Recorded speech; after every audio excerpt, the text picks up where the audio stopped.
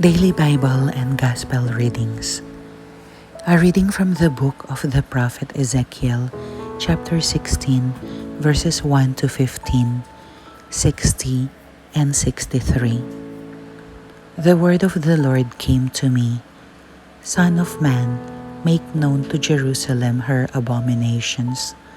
Thus says the Lord God to Jerusalem, by origin and birth you are of the land of Canaan. Your father was an Amorite, and your mother a Hittite. As for your birth, the day you were born, your navel cord was not cut. You were neither washed with water nor anointed, nor were you rubbed with salt, nor swathed in swaddling clothes. No one looked on you with pity or compassion to do any of these things for you. Rather, you were thrown out on the ground as something loathsome the day you were born. Then I passed by and saw you weltering in your blood. I said to you, live in your blood and grow like a plant in the field. You grew and developed. You came to the age of puberty. Your breasts were formed. Your hair had grown, but you were still stark naked. Again I passed by you and saw that you were now old enough for love. So I spread the corner of my cloak over you to cover your nakedness. I swore an oath to you and entered into a covenant with you. You became mine, says the Lord God. Then I bathed you with water, washed away your blood, and anointed you with oil. I clothed you with an embroidered gown, put sandals of fine leather on your feet. I gave you a fine linen sash and silk robes to wear. I adorned you with jewelry. I put bracelets on your arms, a necklace about your neck, a ring in your nose, pendants in your ears, and a glorious diadem upon your head. Thus you were adorned with gold and silver. Your garments were of fine linen, silk, and embroidered cloth. Fine flour, honey, and oil were your food. You were exceedingly beautiful, with the dignity of a queen. You were renowned among the nations for your beauty, perfect as it was, because of my splendor which I had bestowed on you, says the Lord God. But you were captivated by your own beauty.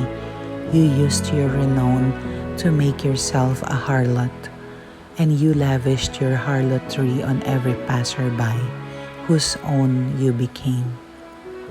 Yet I will remember the covenant I made with you when you were a girl, and I will set up an everlasting covenant with you, that you may remember and be covered with confusion, and that you may be utterly silenced for shame, when I pardon you for all you have done, says the Lord God.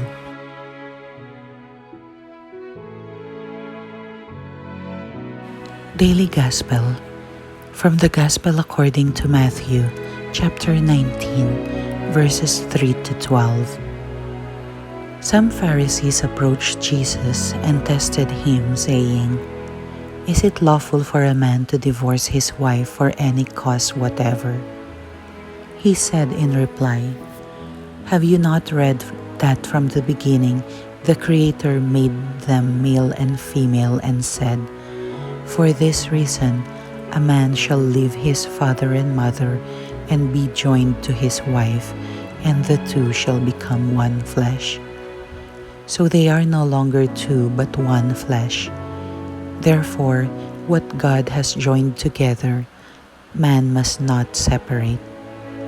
They said to him, Then why did Moses command that the man give the woman a bill of divorce and dismiss her? He said to them, Because of the hardness of your hearts, Moses allowed you to divorce your wives. But from the beginning it was not so. I say to you, whoever divorces his wife unless the marriage is unlawful and marries another commits adultery. His disciples said to him, "If that is the case of a man with his wife, it is better not to marry." He answered, "Not all can accept this word, but only those to whom that is granted.